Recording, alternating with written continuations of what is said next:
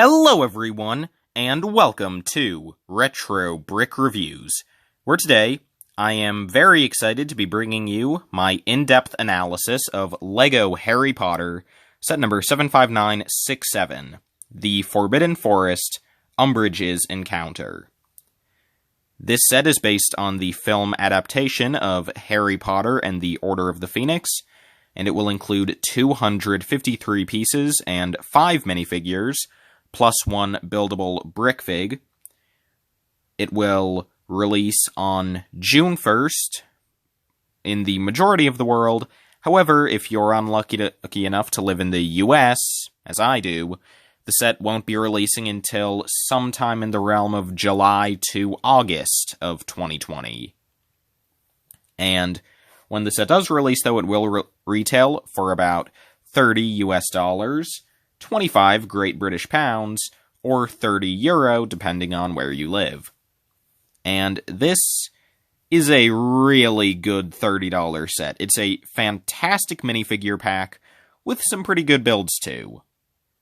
And just looking at the box art, well, it's pretty simple. You basically just have everything included in the set in some foresty, mossy background. Nothing too interesting there. But going over to the official set image, you can see all 5 figures there at the bottom, those being Harry Potter, Hermione Granger, Dolores Umbridge, and a pair of Centaurs.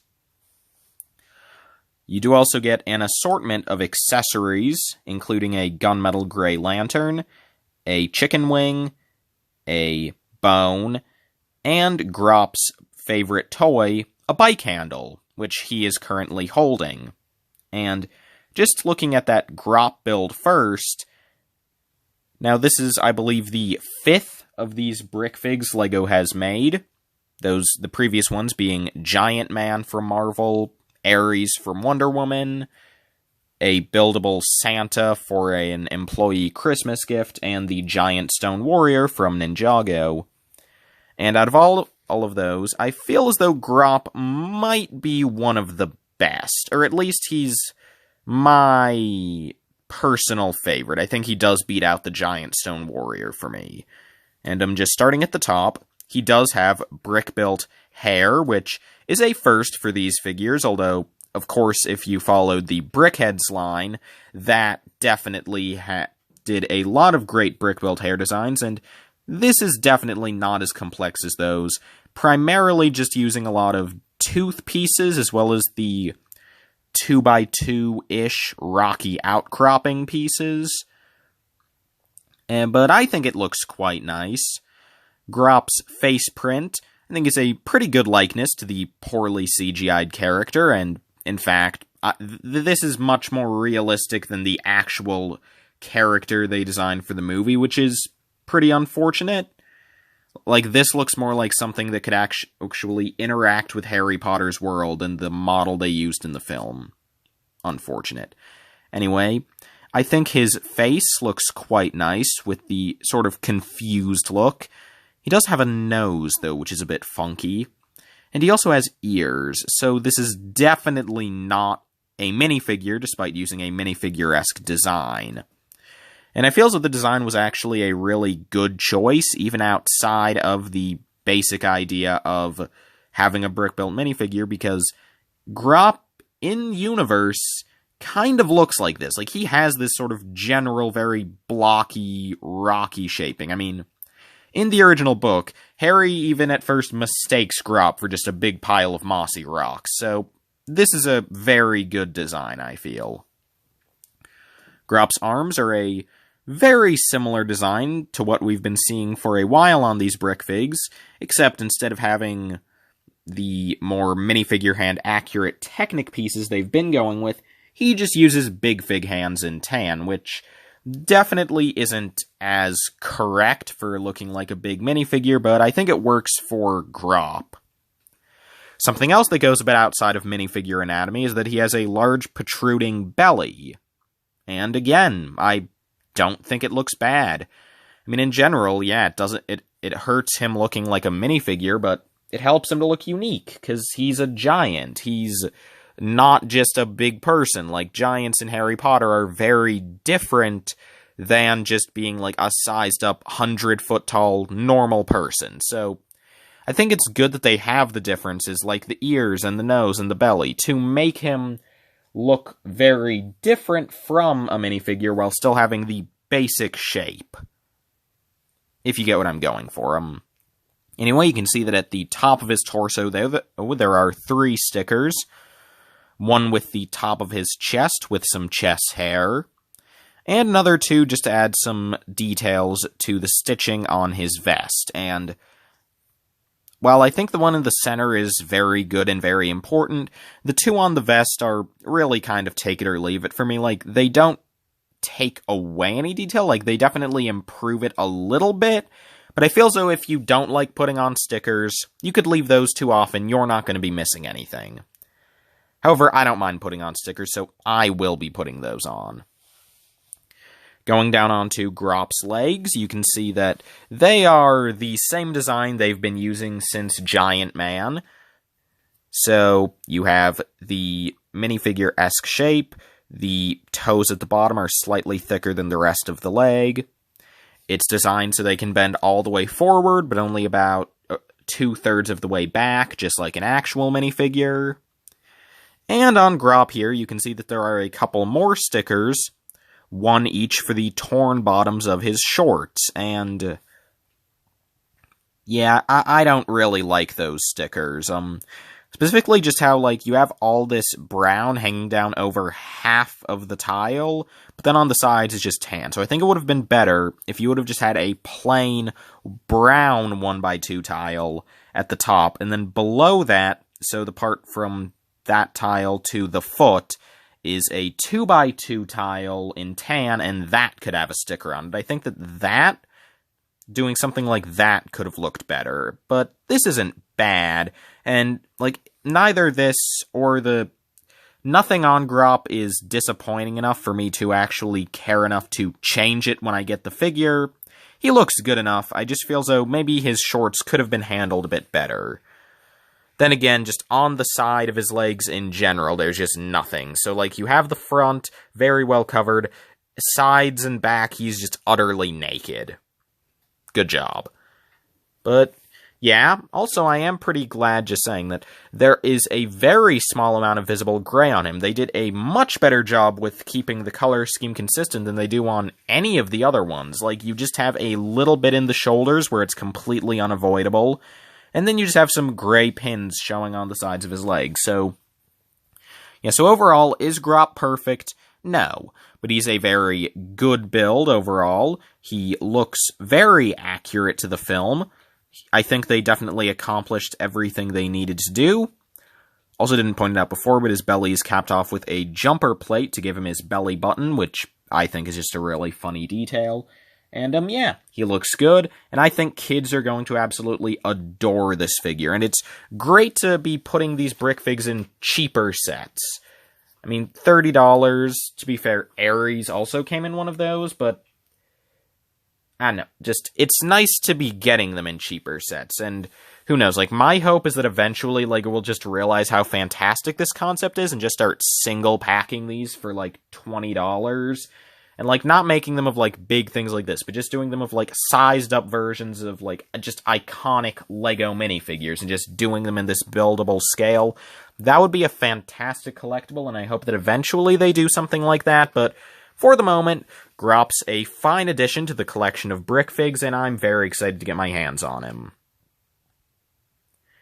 Here you can see another picture of Grop, just with different posing, so you can see him more from around the side. His hands, in addition to, I think, helping to make him look less human, or minifigure, they also allow him to hold Hermione, which, that's good.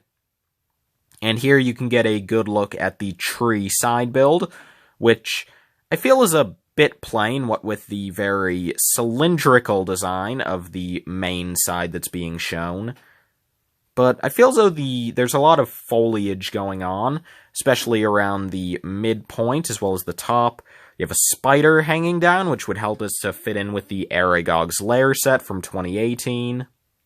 You have some mushrooms growing out of the side. I mean, it's a very simple design for a tree, but I think it looks quite nice, and while this definitely isn't a draw to the set by any means, it's a perfectly fine build. And I think it's nice to be getting some scenery to go with Grop. I guess if I had a little bit of complaint, maybe they could have put it on a larger plate so you could just actually stand one of the centaurs next to the tree. But that's just a minor thing, and I think this works quite well as what it is. Here's just another picture where here we can see Grawp sitting, so you can see his foot bottoms, which are dark orange. I guess that's to represent the fact that since they're on the bottom and there's the holes for the anti-stud, it would be darker, but I think that if they were going for that, they should have just put it in black. The dark orange looks a bit strange. It doesn't bother me exceptionally, since I don't think I'm going to be posing Grop sitting, but I do think it might have looked better if they'd gone for either black if you want to go for the shadow effect, or if you don't, just go with tan, because if this is built like every other brick fig, which I believe it should be, because why wouldn't it be, that's just going to be a 1x1 brick with a stud on one side, which have existed in tan for a very long time. But it's not a bad thing, just thought I'd point it out. And then here you can see the main play feature of the set, aside from finagling around with Grop, that being that the tree can hinge open, and inside you have storage space for all of your miscellaneous accessories, which is very nice, and I wish that more LEGO sets just had some nice storage space like this. And, it's great, because you actually have room for every accessory included in the set. Or, well, aside from the ones that directly go with the figures, like the wands and the centaurs' bows. But, yeah, this is a pretty good design. Again, not perfect, not the most interesting tree in the world, but it definitely does its purpose very well. It looks nice. Yeah, I'm happy with this, and I am interested to see what this would look like from the other side, because just think about it. If you wanted to create a bit of a bigger forest scene, you could have this tree hinged out, and when you turn it around, it'll look like you just have two trees next to each other. Just a thought for display, and I'm kind of surprised they don't show that anywhere in any of the images, because that would be just like an additional way to market the build. But, oh well, I'm sure that when the set gets revealed, we'll be able to see what the backside looks like. I mean, released. Anyway, moving on to the figures. The set includes 5, and first we'll look at the 3 humans, although in the case of Umbridge, that word might be used a bit loosely. Anyway, from left to right, we have Dolores Umbridge, Harry Potter, and Hermione Granger. Umbridge on the left is very unique to this set, having an exclusive face print, torso print, and set of printed double-molded legs. Starting with the face, she has this very frightened expression, which is very appropriate for this scene. There isn't much else to say about it. I like that the lines for the wrinkles on the face the lines are thinner than they were on the Bricktober version, which I think is a very good call, because the Bricktober version, the figure almost looked weird because of how thick all the wrinkles were. This looks much more natural, and they have also done this for the alternate face, which is just the smiling expression from the Bricktober figure. Just, again, the wrinkle lines are much thinner. Umbridge's torso is a different one from the Bricktober set, whereas that had her in a pink cardigan. This has her in a much more magenta outfit. And I believe this is the same Umbridge outfit she wore in the original 2007 Hogwarts set, or at least a very similar one. She has the golden cat brooch pinned to her vest. And, yeah, it has the very fuzzy look. You have the garish pink bow. It's the outfit she wore in the scene, and it's very accurate. But what really surprised me about this figure was the leg printing and double molding, because the Bricktober Umbridge figure got printed, double-molded, side-printed legs, but I figured that was because that was a super special Bricktober figure. But here in this $30 set, I'd expected to at best, just get a direct reuse of those legs. Or maybe those legs, just with the colors, but without any printing. What I'd expected to get was just get a pair of plain legs with no skirt at all. But no, they actually gave us a brand new pair of double-molded legs with printing on the front for the skirt. Much simpler printing than the Bricktober version, but it's accurate. And then at the bottom, you have her shoes, which are printed not only on the front, but also on the sides. So that's just great, and this is a phenomenal-looking figure. Personally, I like this better than the Bricktober version, even. So yeah, very excited to get this figure. Obviously not the draw of the set in terms of figures, considering what we'll get to in the next image. But very good, and definitely the best of these three. Next up we have Harry, who is the same figure that comes in the Burrow, so hairpiece that's existed for about a decade, face he had last year, 2015 Jurassic World torso. Nothing new about him, and again, this exact figure even comes in another set, so it's not remarkable, but it's a good figure, which is great, because there are some figures in this line, this wave, that should be very remarkable, but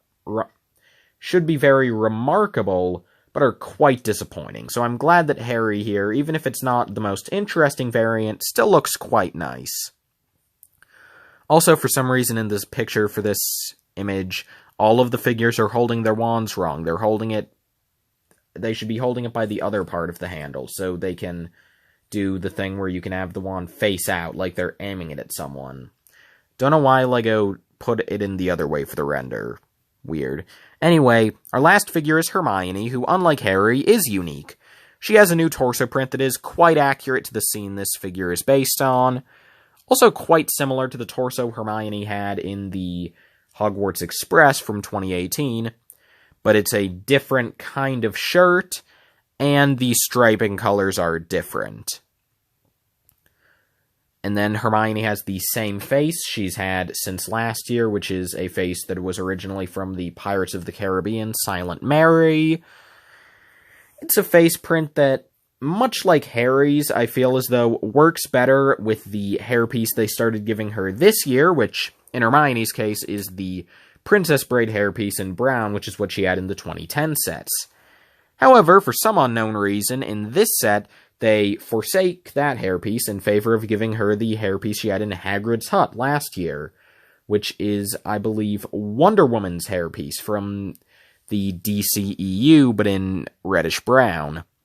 So, I feel as though the face print does still look slightly better because it was a more mature face print, and I think that just looks better with the tall legs than the mid legs, but still, I feel as though this figure definitely would have looked better and been more consistent if she'd had the other hairpiece, and it is just weirdly inconsistent also. Like, why in the other Order of the Phoenix set does she have the more neat hairpiece, whereas in this set she has the very large bushy hairpiece? I mean, I guess it could just be because this is a forest scene, so her hair is a bit more messed up, but just feels weird.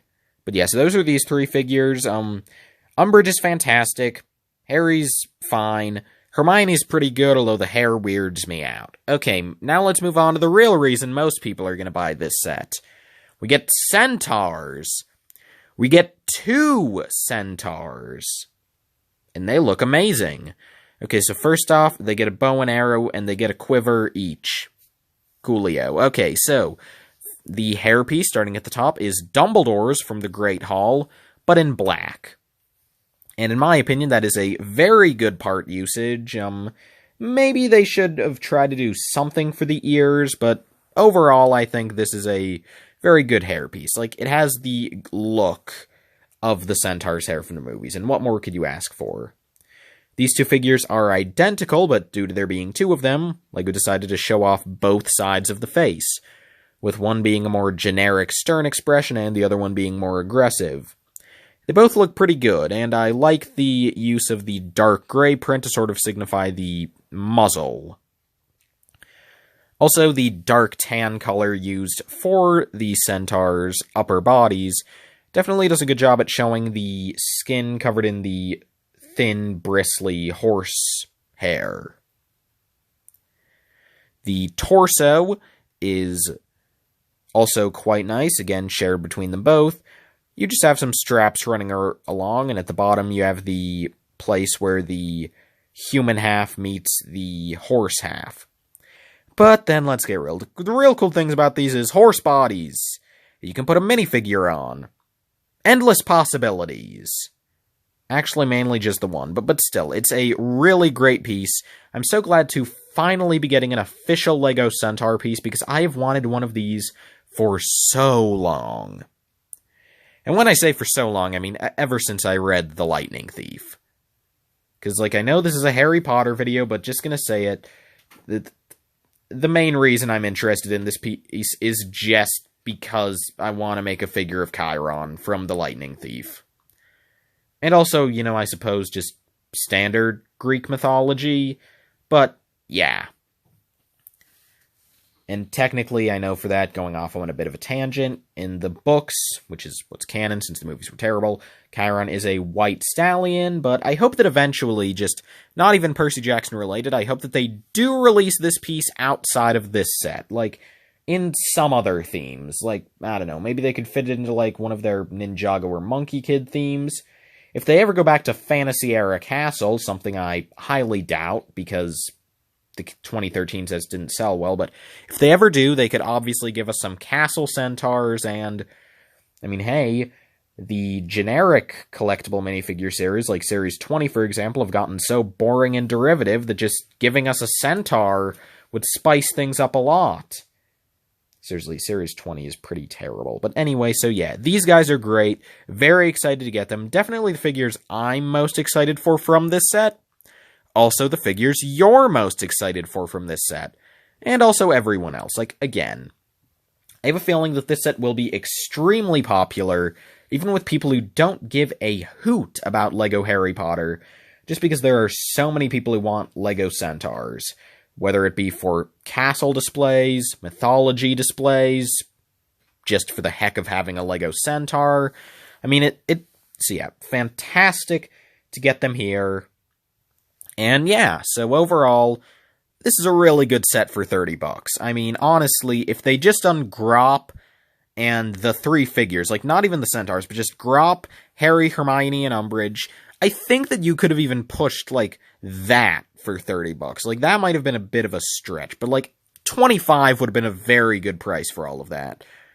But with the Centaurs and the tree, like, I could have very easily seen them charging $35 for this, and it would have been I still think it would have been a good deal. $40 would have definitely been pushing it, and obviously when I say all this, I mean, I'm not paying attention to price to part ratio, but yeah. But $30 is a really great deal, considering that is a new mold for the Centaur bodies. So many new prints as well, like Hermione's torso, Umbridge gets 3, the Centaurs get 2, plus that hairpiece is a recolor, which is the same amount of budget. You have Grop's face, and so the figures are great. Again, specifically, Umbridge is phenomenal, and the Centaurs are just, I've waited so long, and it's so great to finally have LEGO Centaurs. And then Grop is a really great, fun build, as well as just that face is wonderful. Just gonna leave it at that. And the tree build is pretty good. So will I be picking this up when it releases on July and or August 1st? Yes. And when I say and or, I mean, because for those who don't know, last year in the US, the sets were also set to release on August 1st, as they currently are, but Barnes & Noble and LEGO stores got them a month early in July. And I feel as though the same thing could definitely happen this year, since we do know that there is a Barnes & Noble exclusive set in the US, that being the Hedwig set, and when the sets were first put up on LEGO.com on the day they were revealed, for about 12 hours, they all had a release date of July 1st. So, yeah, I highly suspect that they'll be releasing on July 1st in the US. Everywhere else, you can get these sets in, like, a day. So, you better enjoy it, all my European watchers. If you exist. I presume you exist. It would be weird if I I am saying all this, and it turns out that not a single person outside of the continental United States is watching this video. You know, I'm just going off on a huge tangent. I'm just going to cut it off. Thank you all so much for watching this video. I hope you enjoyed, and if you did, then why not subscribe? Because normally I wouldn't say that, but I'm almost to 1,000 subscribers, so, you know, might as well. But for now, this is Retro Brick Reviews, signing off.